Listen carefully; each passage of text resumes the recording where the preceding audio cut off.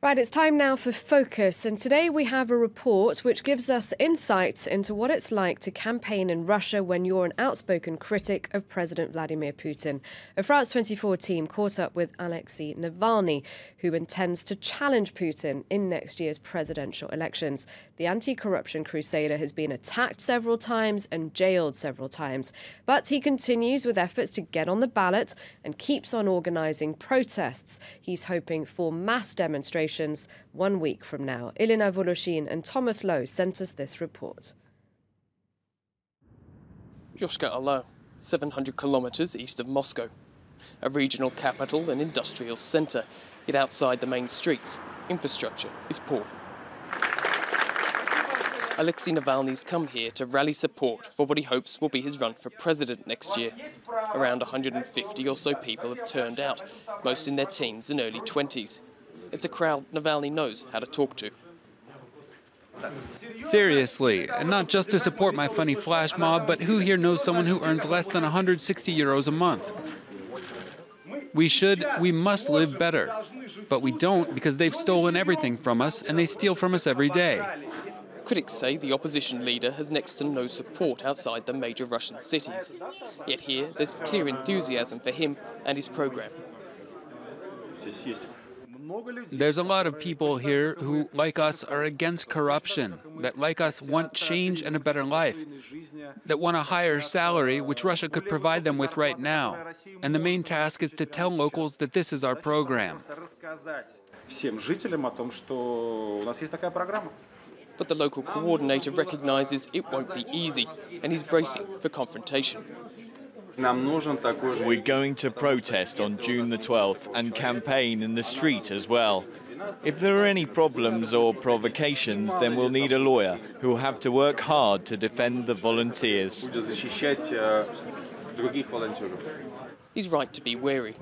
Navalny's had bright green antiseptic thrown in his face on a handful of occasions. He was temporarily blinded in one eye after an attack in Moscow at the end of April, and then recorded this video blog. The goal was clear, to stop our movement in its tracks. Obviously, if every time you go out you end up colored green, they think that you might get fed up after a while and stop going places. You wouldn't make any public appearances. But that won't work with us. The harassment isn't only physical. A slick, fast-paced video was put online in mid-April, likening Navalny to Hitler. His team says it's part of a new smear campaign run by authorities. The Kremlin has denied any involvement. Meanwhile, in the regional capital Saransk, there was pressure of a different kind for the opening of Navalny's HQ. The city centre gleams, yet government statistics show salaries in the region are among the lowest in Russia. On average, just 320 euros a month. Navalny planned to speak at this hotel. In what's become the norm before these meetings, however, the owners changed their mind at the last minute. All the planned meeting places have been cancelled, so we're now heading out to a private property outside the city. Unfortunately, that's how it is. Time and time again, business owners say they'll host Navalny, but later renege on the agreement, some claiming they've been put under pressure from authorities. The organisers were forced to set up 20 minutes from the city, in the open air. Welcome. Come on into our, I don't know where. Some 80 supporters were bussed in for the meeting. Many here strongly back Navalny's fight against corruption and feel he's the only person with a hope of changing the system for the better. It's the only political force that's putting forward any kind of alternative to the corruption and stealing carried out by those in power. There's absolutely no one else. All that's linked to power now, freedom of speech, human rights, economics, it's all in ruins, in all spheres of life. That's how I see it. Navalny can change that.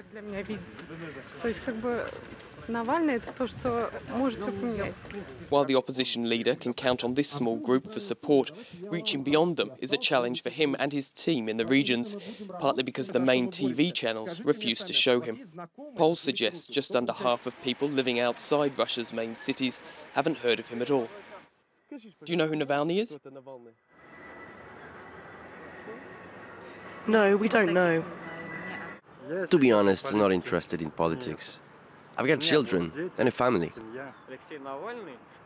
Navalny and all those who support him are stealing from our motherland. With their strong online presence, Navalny and his team say they've managed to sign up more than 100,000 volunteers across Russia, but they have an uphill struggle ahead of them. As the opposition leader crisscrosses the country drumming up support, authorities have made it clear they'll be weighing in on his campaign trail.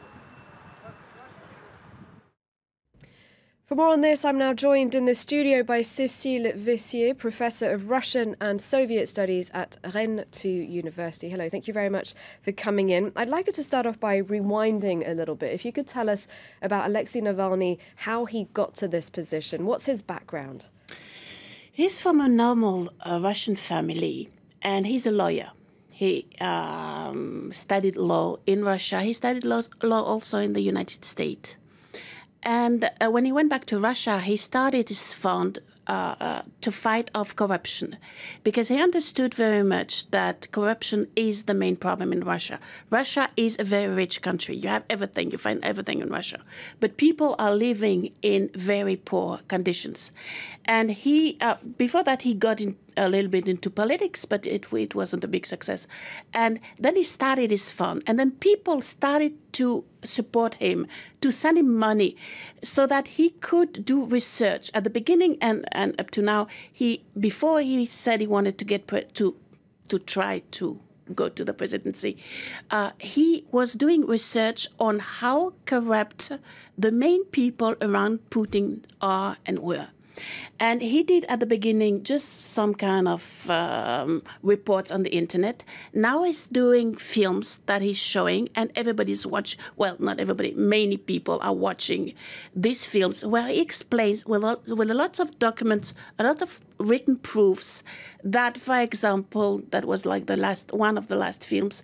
The Prime Minister Medvedev, who is supposed to get a normal salary, at the same time owns like 5 or 6 or 7 huge houses that he can't buy by himself. So it's like a proof of the corruption that is everywhere in the country. So he's not managing to get any airtime on the main TV channels, but the internet is how he's reaching out to people. Exactly, exactly. There are a few years ago, like 3 or 5 years ago, he was trying to get elected to be the mayor of Moscow. And they wouldn't let him on television, never, even if they were supposed to. Nobody will let him on television. Why? Because he's excellent. In the media, he's absolutely excellent. He's very convincing. I saw him talking to people. He can really talk to people about their problems, so they won't let him. And that's why he opened his own internet channel. That's why right now he announced that he's opening some kind of a concourse for journalists to make films on the same problems. So he's trying to conturn all the problems that the Kremlin is creating for him. I understand that he's particularly popular with young people. Yes. Why is that? Because, you know, it's also a surprise for everyone, because we were sort of looking at everything and thinking how this young generation, which has known only Putin for 18 years, how is it going to grow up and react? I think it's a very good surprise that they can mobilize themselves, and they turn out to be very active. Because, as I said, first of all, he talks about real problems, problems that people know about. Second, this generation is less scared than most of the older people who've known the Soviet regime. Third, and that's a very interesting aspect, that he's proposing to these people to create an open Russia, to create a country that will be Russia, that will be very much Russian, but that will be open to the rest of the world, that will be clean, that will be, let's say, well, for example, there would be judges that will judge people according to the law and not according to the bribes you can give them.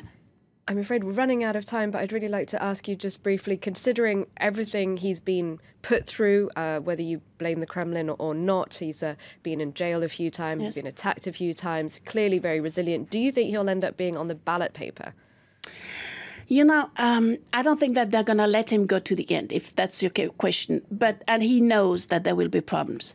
But I think that he can help to change the mentality in his country, and that's what he's trying, because he loves his country and he wants people to find out that there's another way than the revolution. Because if they don't change it by law, if they don't change it by changing the mentality in politics, someday there will be a revolution. Maybe not this election, but a future one. All right. Thank you very much indeed for your time and your analysis. We really appreciate it. Cécile Vessier,